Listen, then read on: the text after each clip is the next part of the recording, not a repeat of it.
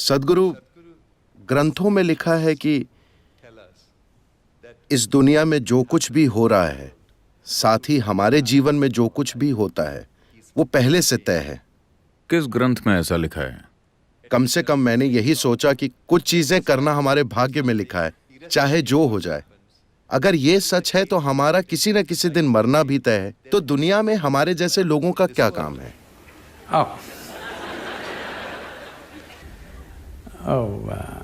निश्चित रूप से मरना हमारी किस्मत में है। लोग आकर मुझसे कहते हैं, सद्गुरु ये आदमी मेरा दुश्मन है, मैं उसे सहन नहीं कर सकता। मैं कहता हूं बस इंतजार कीजिए, वो मर जाएगा। आपको कुछ नहीं करना है, बस इंतजार कीजिए, बस धीरज रखिए।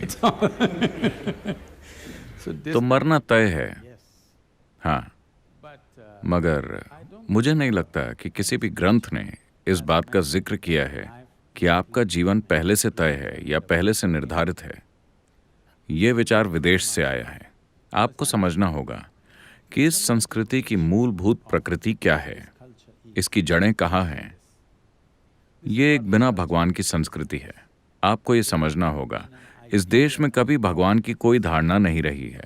वो धारणा विदेश से आई है। मैं इसे ठीक से समझाता हूं, क्योंकि इससे बहुत से लोग नाराज हो जाते हैं। हमारे पास कई देवी देवता हैं, कई सारे। हम 33 करोड़ जैसी किसी संख्या की बात करते हैं। ये सारे देवी देवता कैसे आए?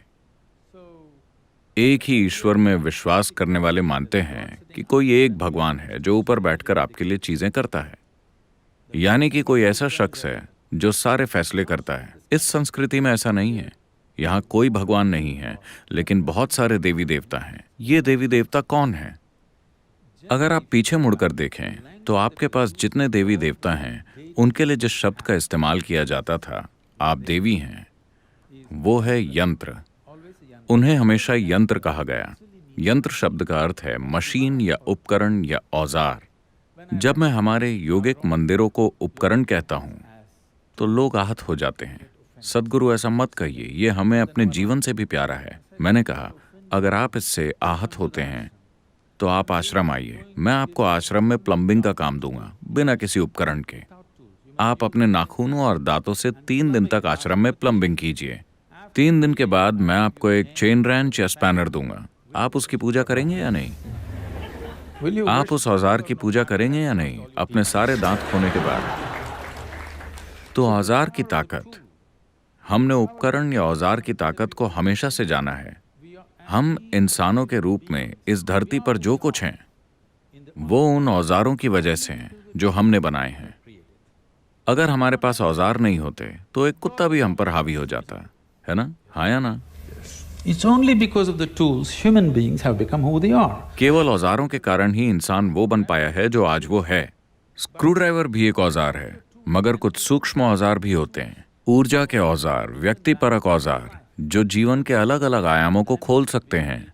इसीलिए हमने हर आयाम के लिए एक अलग यंत्र, एक अलग संभावना बनाई, क्योंकि हम साफ तौर पर जानते थे कि इस यंत्र के बिना हम कभी इस संभावना को नहीं छू सकते।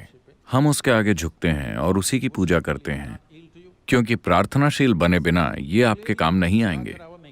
हम साफ तौर पर जानते हैं कि भगवान हमने ही बनाए हैं, बस बाकी लोग इसे भूल गए। तो यहाँ हमने आपसे कहा कि आपका जीवन आपका कर्म है।